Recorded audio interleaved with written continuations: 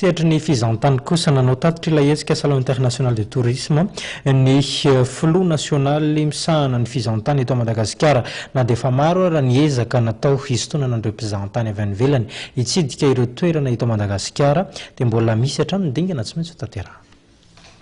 Efatretsy io ny isan'ireo mpizahatany andrasany eto Madagasikara mandra-pahatapitry ny taona 2024 araky ny vinavina bureau national misahana ny fizahatany eto Madagasikara na ny Ontm.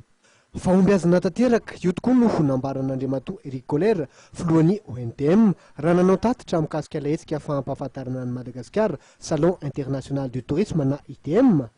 Izay nitototsaina ny 2010 hatramin'ny 17 May lasa teo tetsy amin'ny hôtely Carlton na ny hitenany.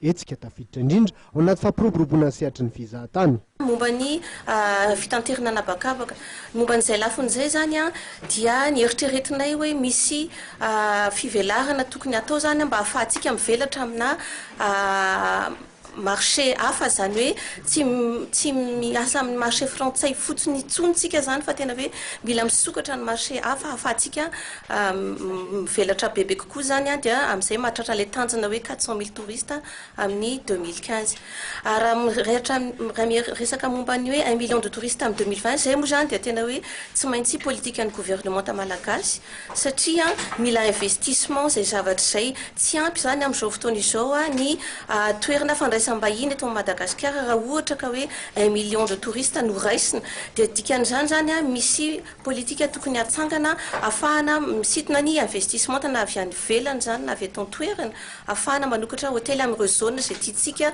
ho velarina zany. Fantatra nandritra ny fotoana fa mila enti-manana ny fahampahafantarana ny Madagasikara an'ireo mpizahatany.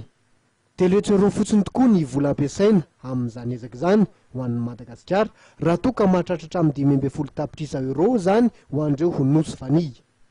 Isan'ny noresahany Ontm araka izany ny fampidiram-bola amin'ny alalan'ny fly tax izay mitetina 10 euro isaky ny mpizahatany himiditra ny seranam-piaramanidina.